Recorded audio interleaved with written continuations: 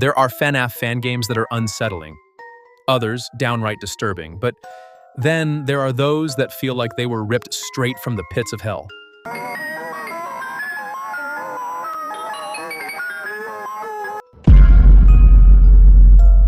Grotesque, bleak, and extreme projects that make you wonder how they were even allowed to exist. Today, we're not talking about the usual. Today, we're stepping into the forbidden, the cursed, into creations that didn't just push the limits of horror, they brushed up against the blasphemous, abandoned, censored, or simply too twisted for the general public.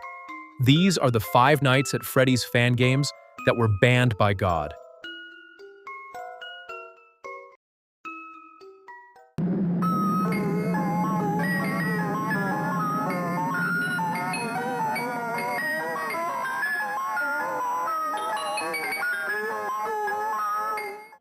The web of cogs and oil began as a minimalist horror experiment within the vast FNAF fan game community.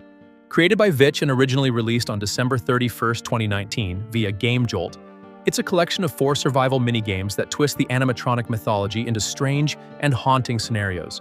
Each segment, titled The Corpse, The Trickster, The Demon, and The Mashin, shares the same core concept of survive until dawn, but reinvents it with unique mechanics. In some levels, you must adjust a thermostat to avoid freezing to death. In others, you'll fend off toxic fumes or solve puzzles under strict time pressure. Unlike the original FNAF, there are no security cameras or doors to slam shut. Instead, every minigame introduces a different, self-contained threat, forcing you to constantly adapt your strategy to the psyche of each reimagined character. Although Vitch now describes the project as a relic of the past that no longer represents their current standards, the game still holds a certain raw charm. Pixelated visuals, overwhelming ambient noise, and jump scares that strike without warning all combine into a short yet intense experience that many fans consider a hidden gem. The first challenge, The Corpse, tasks you with surviving a freezing room by keeping the temperature up while cranking a handle to keep the lights on.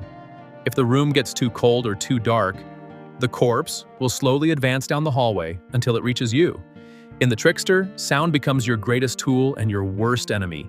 You'll need to listen carefully and use a flashlight to stop a fast-moving figure darting across the room. But some sounds are decoys. Jack-in-the-boxes mimic its steps. Fail to stop it in time or lose sight of it, and the jump scare is guaranteed. The demon introduces a ritualistic twist. You must keep several red candles and a single white one lit while preventing a pentagram on the wall from glowing completely. Fail to balance these elements, and the demon, its servant, or even the symbol itself will end you. Finally, in the machine, you must keep watch on an entity lurking outside a window, staring directly at it or shocking it if it gets too close, while managing a control panel that unlocks a series of doors. After completing each step, a massive crank opens the final exit. Narratively, the web of cogs and oil avoids long-winded dialogues or scattered documents. Instead, its story is told implicitly, through design and carefully timed scares. That minimalist approach reinforces the feeling of being trapped in a nightmare loop, where no explanation is given, and it's up to the player to imagine what lies behind the gears and the dripping oil that light up its eerie world. The web of cogs and oil stands as a powerful example of how the FNAF community can evolve the franchise's formula, not by copying its mechanics beat for beat, but by bending them into new frontiers of minimalist horror.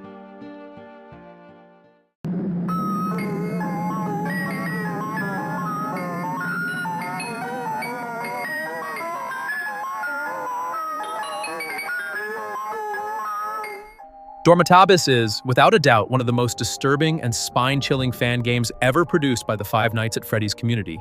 Chronologically, it takes place right after the events of the first 4 official titles, placing the player in a dreamlike limbo where they must survive 12 nights surrounded by corrupted versions of the original animatronics and even more grotesque abominations.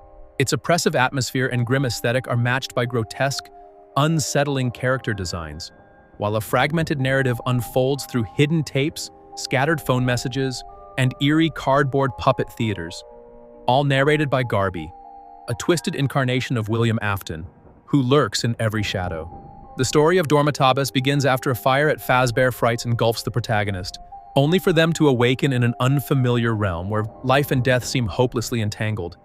Burned alive in that cursed horror attraction? And yet somehow you're still breathing. But where are you? How are you even alive? Confusion quickly gives way to fear, and then to panic and pressure. Over time, it becomes clear that you're here for a reason: to save the dead. But that doesn't mean the dead want to be saved. The goal is clear but merciless. Carry out a special mission to rescue lost souls, with no promise of their cooperation and the grim certainty that even a single mistake could spell your end. Due to its strong reception and the community's desire to further refine the experience, an independent team released Dormitabis Remastered in December 2021. The remake introduced updated visuals, enhanced atmosphere, and new animatronics that expand the terror beyond what the original offered. Both versions will be linked in the description, ensuring that any fan can step into this dark odyssey and understand why Dormitabis remains a benchmark of extreme horror in the fan game legacy of our favorite animatronic bear.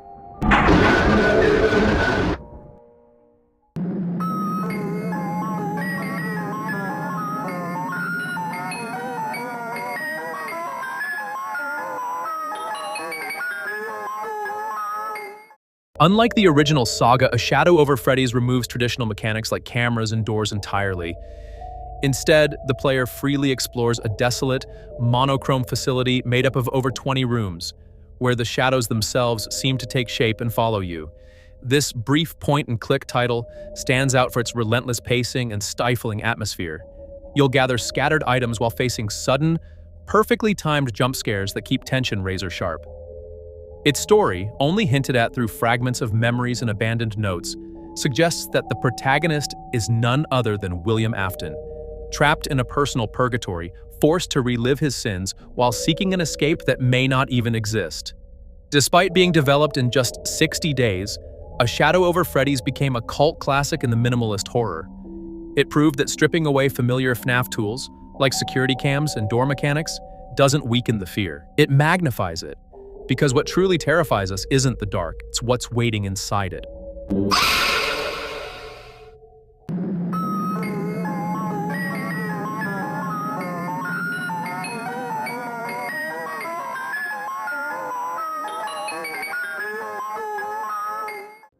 Graveyard Shift at Freddy's stands as the most grotesque, unsettling, and terrifying fan game of 2024. A complete reimagining of Five Nights at Freddy's by Avocado Dreams, formerly known as There's No Steak.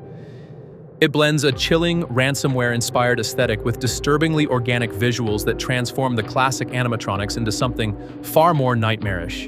In this twisted experience, you play as Sam Rodriguez, a journalist hired to take on the night shift at Freddy Bear's Eatery and Fun, a family restaurant in Colorado with a long, shadowy history of disappearances tied to its founder, Steve Mitchell Raglan. Following a demo release on March 28, 2024, the full version launched on September 9, 2024, only to be taken down from GameJolt amid controversy, leading to a temporary departure of the developer. However, the project resurfaced shortly after with plans for a full remaster. Unlike the original FNAF, Graveyard Shift at Freddy's strips away your control over the camera system. Instead, it uses Honeysoft Home Security, an automated feed cycle that runs on a preset loop, denying you the ability to choose which camera to view. This lack of control heightens the tension, as you're never quite sure where the next threat will come from. The core loop is deceptively simple. Monitor 3 entry points to your office and prevent one of several mechanical or semi-organic mascots from breaking in and attacking.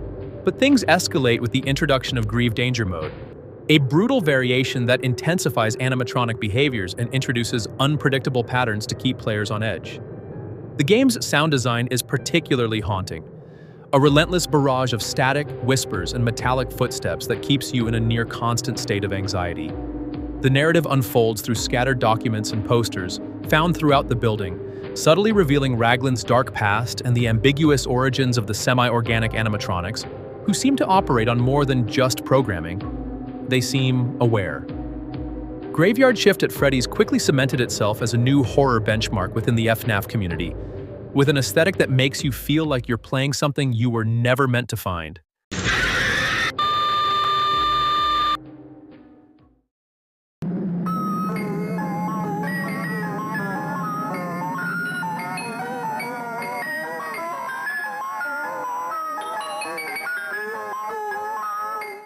We wrap up this chilling video with the recent FNAF 1 remake, also known by its internal name, Imada This For You.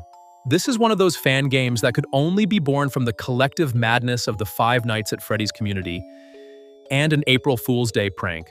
Released on April 1st, 2025 by developer Marco Antonio, this remake is not what it appears to be at first glance, though it initially presents itself as a nostalgic tribute to the original FNAF, repackaged like some kind of virus to celebrate its 10-year anniversary. It quickly reveals itself to be a dark, meta-referential, and completely twisted parody of what it means to relive that terrifying night at Freddy Fazbear's Pizza. And don't worry, despite appearances, the game isn't actually a virus.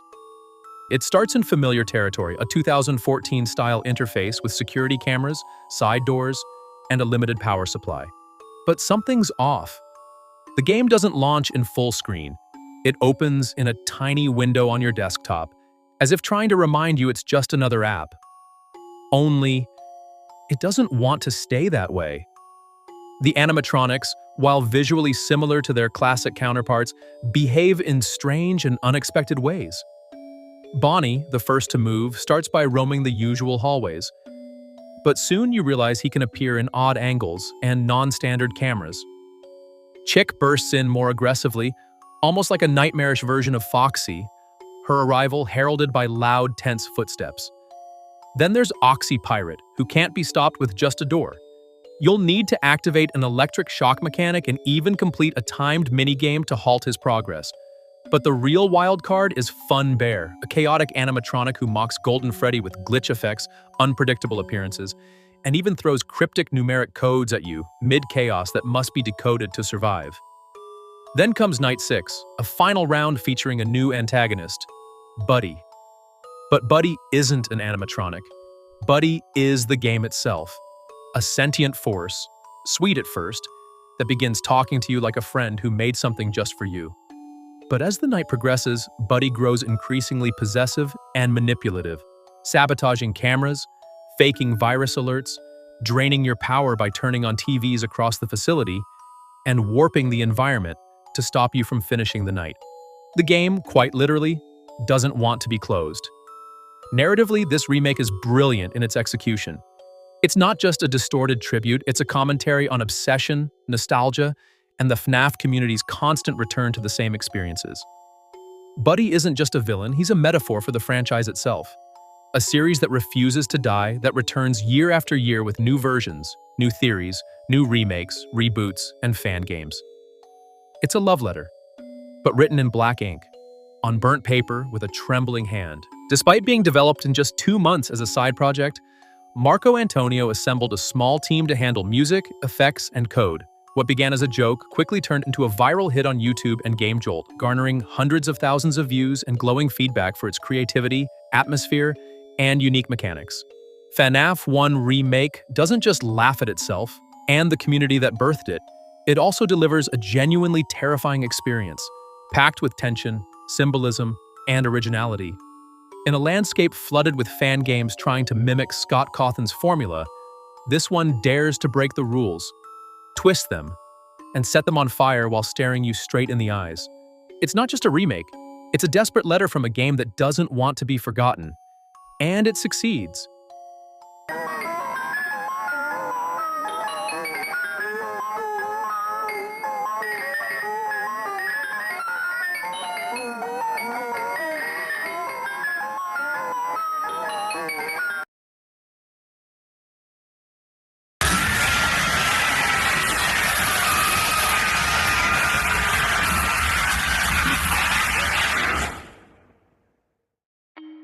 And with that, we've reached the end of this eerie, essence-filled video.